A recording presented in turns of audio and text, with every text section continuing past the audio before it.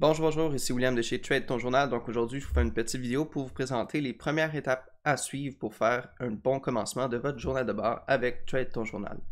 Donc ici, on peut voir un journal qui est complètement vierge. Donc on va aller sélectionner dans Entrée de données.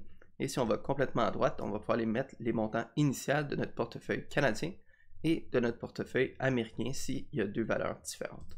Donc ici, on peut les marquer. Si on a 1000 canadiens, et on peut dire, mettons, 5000 américains.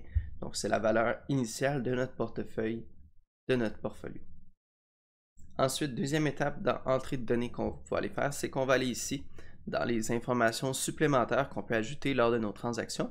La quatrième colonne ici, c'est une colonne à votre choix. Donc, en sélectionnant le petit menu déroulant, on peut aller sélectionner un des 4 items qui est juste ici pour faire le suivi vraiment tout au long de notre journal de bord de l'information qu'on a sélectionnée.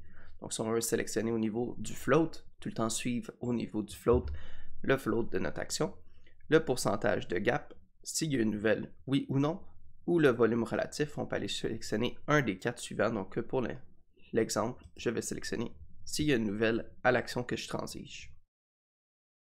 Donc, ça conclut les étapes à faire dans Entrée de données. Maintenant, on va pouvoir aller dans l'onglet Sommaire qui est juste ici. Donc, si vous voulez vraiment faire le sommaire de toutes vos transactions, peu importe l'année, on peut laisser global ici.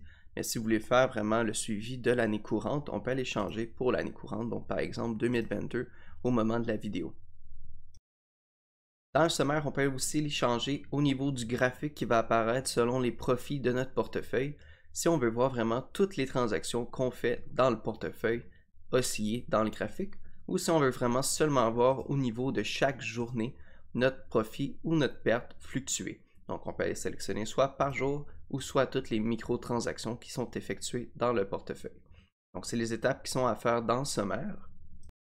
Donc, à partir de maintenant, toutes les étapes sont faites. Vous allez pouvoir commencer votre journal de bord du bon pied et commencer à rentrer toutes vos transactions une à la suite de l'autre et suivre vraiment les statistiques qui vont vous être fournies par le journal de bord. Donc, j'espère que ça a été clair. Si vous avez des questions, vous pouvez toujours nous écrire sur notre page Facebook ou sinon, vous pouvez nous écrire à info@tradetonjournal.com.